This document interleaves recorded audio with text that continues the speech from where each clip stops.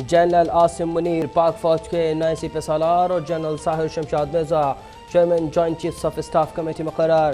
صدر عارف الوی نے عمران خان سے مشاورت کے بعد وزیر اعظم شہباز شریف کے ایڈوائس پر دستخط کر دیے۔ وزیر اعظم شہباز شریف نے کہا کہ فوجی قیادت کی تقرری کے معاملے پر دباؤ کے باوجود فیصلہ میرٹ پر کیا گیا۔ سینیارٹی کے اصول پر فیصلہ ادارے کی مضبوطی کے ساتھ ملک میں استحکام کا باعث بنے گا۔ ملک میں انتشار اور افراتفری کی بالکل گنجائش نہیں۔ معاشی استحکام کے لیے نیشنل ڈائیلاگ کی تجویز پر قائم ہوئی۔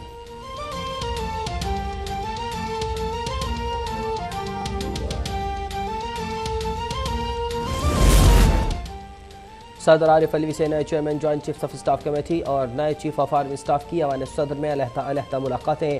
صدر مملکت نے ساحر شمشاد مرزا کو جنرل کے عہدے پر ترقی اور بطور chairman joint chief of staff committee تعیناتی پر مبارکباد دی۔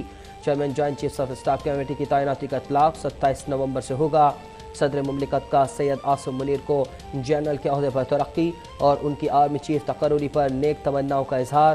آرمی چیف کی تعیناتی کا اطلاق 29 نومبر سے ہوگا۔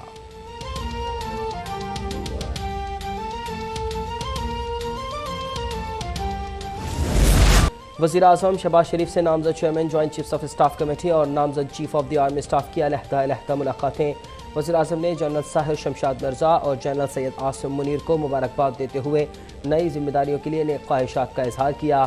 کہا امید ہے کہ آپ کی سربراہی میں مسلح افواج قومی سلامتی کو درپیش چیلنجز سے احسن انداز میں نمٹیں گی۔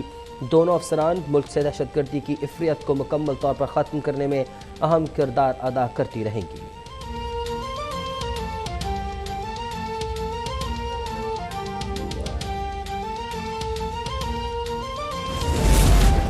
جنرل عاصم منیر منفرد اعزازات کے حامل سپہ سالار۔ جنرل عاصم منیر ملک کی تاریخ میں دو بڑی انٹیلیجنس سروسز ISI اور IMI کی سربراہی کرنے والے پہلے اور واحد اعزازی شمشیر یافتہ آرمی چیف ہیں۔ قرآن مجید حفظ کرنے کی سعادت رکھنے والے عاصم منیر کور کمانڈر گوجرانوالہ رہے اور آرمی چیف تعیناتی سے قبل GHQ میں کوارٹر ماسٹر جنرل کے فرائض سر انجام دیتے رہے۔ نئے سپہ سالار پاکستان ملٹری اکیڈمی کاکول کے بجائے آفیسرز ٹریننگ اسکول منگلہ کے فارغ التحصیل ہیں۔ Chairman joint chief of staff committee بننے والے جنرل ساحر شمشاد مرزا مضبوط فوجی کیریئر کے حامل آفیسر ہیں۔ انہیں chief of general staff, corps commander Rawalpindi اور DG ملٹری آپریشن سمیت کئی اہم عہدوں پر خدمات انجام دینے کا اعزاز حاصل ہے۔ انہوں نے بطور vice chief of general staff military operations اور ملٹری انٹیلیجنس کی نگرانی بھی کی۔ شمالی وزیرستان میں دہشت گردوں کے خلاف آپریشن ہو یا گلگت بلتستان کے لیے اصلاحات کا معاملہ، جنرل ساحر شمشاد مرزا ہر محاذ پر سرگرم رہے۔ یہ 4 ملکی رابطہ گروپ کے انٹرا افغان مذاکرات کا حصہ بھی رہے۔ PTI کا فوج کی نئی قیادت کے لیے نیک تمناؤں کا اظہار۔ باضابطہ اعلامیے میں کہا گیا کہ ملکی سلامتی اور اداروں کے استحکام کے لیے ہر قدم اٹھانے کو تیار ہے۔ امید ہے کہ نئی قیادت آئینی حقوق کی بحالی اور جمہوریت کے استحکام کے لیے اپنا کردار ادا کرے گی۔ توقع ہے کہ عوام کو نئے انتخابات کے ذریعے ملک کی نئی قیادت چننے کے حق کو تسلیم کیا جائے گا۔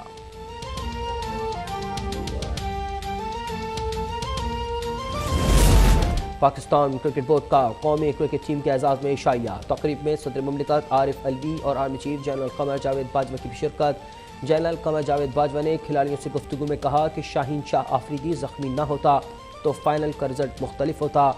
ورلڈ کپ میں ہم کلوز مارجن سے ہارے، جبکہ بھارت ورلڈ کپ میں 10 وکٹوں سے ہارا۔ ہماری ٹیم اب دوبارہ کھڑی ہو گئی ہے۔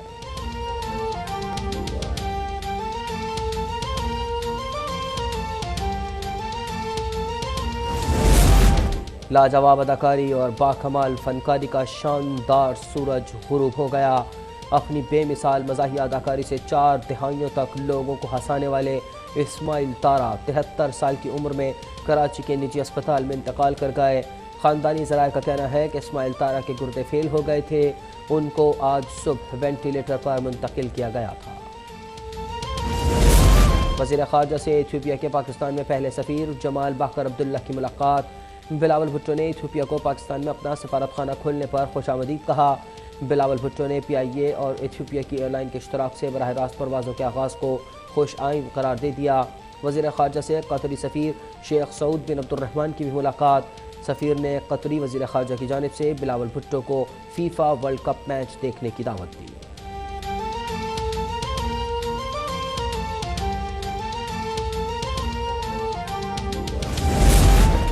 سندھ حکومت عوام کو بہترین سفری سہولیات فراہم کرنے کے لیے پرعزم۔ وزیر ٹرانسپورٹ سندھ شجیل انعام میمن کی زیر صدارت اہم اجلاس۔ عالمی بینک کے سینئر ٹرانسپورٹ اسپیشلسٹ لنکن فلو سے BRT یلو لائن سے متعلق امور پر مشاورت۔ یلو لائن کی PC1 اور 2 متبادل تجاویز پر بھی غور۔ شجیل انعام میمن کا کہنا ہے کہ کراچی میں پبلک ٹرانسپورٹ کے نظام کو اپ گریڈ کرنے کے لیے سنجیدہ کوششیں کر رہے ہیں۔ پیپلز بس سروس کا کامیاب ماڈل حکومت کی کوششوں کا ثبوت ہے۔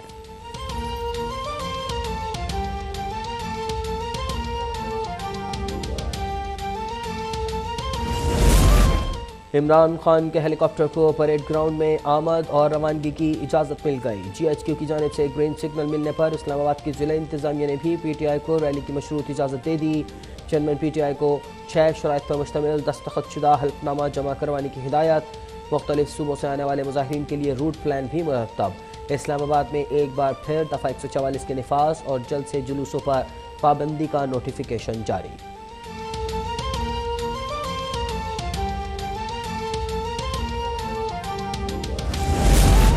عمران خان حقیقی آزادی کے لیے نہیں بلکہ حقیقی آوارگی کے لیے نکلے ہیں۔ نہ جانے وہ قوم کو کون سی آزادی کا درس دے رہے ہیں۔ انہیں قوم کو اپنی 3.5 سالہ کارکردگی بتانا چاہیے۔ سربراہ PTM مولانا فضل الرحمان کا گیر میں جلسے سے خطاب۔ کہا اسلام سے ناواقف عمران خان اسلام کے نام پر سیاست کر رہے ہیں۔ چند عناصر قومی اداروں کو متنازع بنانے کی کوشش کر رہے ہیں۔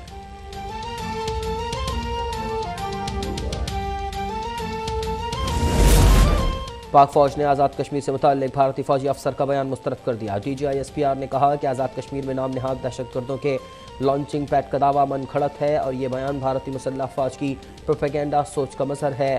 بھارتی فوجی قیادت ایسے بیانات سے انسانی حقوق کی خلاف ورزی سے توجہ نہیں ہٹا سکتی۔ لیفٹیننٹ جنرل بابر افتخار نے واضح کیا کہ پاک فوج خطے میں امن و استحکام کے لیے پرعزم اور ہر قسم کی مہم جوئی کا بھرپور جواب دینے کے لیے تیار ہے۔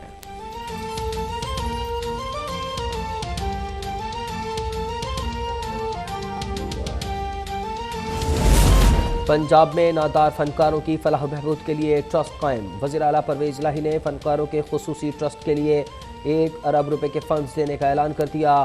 پرویز الہی نے اداکار طارق چیدی مرحوم کے بیٹے کو 30 لاکھ روپے کا چیک دیا۔ مرحوم کے بیٹے جنید طارق کو CM آفس میں نوکری دی جائے گی۔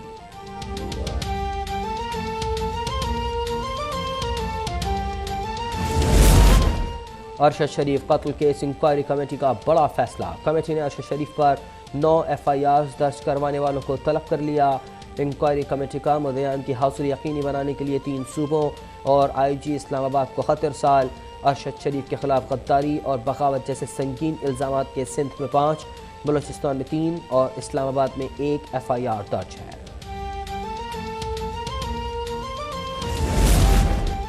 اپوزیشن لیڈر انور ابراہیم ملائیشیا کے 10ویں وزیر اعظم بن گئے۔ عام انتخابات میں کسی پارٹی کو واضح اکثریت نہ ملنے پر ڈیڈ لاک پیدا ہو گیا تھا، جس کو ختم کرنے کے لیے بادشاہ نے انور ابراہیم اور محی الدین یاسین کے درمیان معاملے کو سلجھانے کی کوشش کی مگر ناکام رہے۔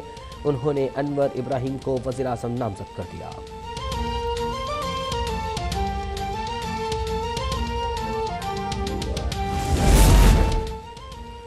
اور قطر میں فٹ بال ورلڈ کپ کے سنسنی خیز اور دلچسپ مارکے۔ پہلے میچ میں سوئٹزرلینڈ نے کیمرون کو 1-0 سے شکست دے دی۔ دوسرے میچ میں یوراگوئے اور جنوبی کوریا کا مقابلہ برابر رہا۔ پرتگال نے گھانا کو 3-2 سے ہرا دیا۔ چوتھا میچ برازیل اور سربیا اس وقت مد مقابل ہے۔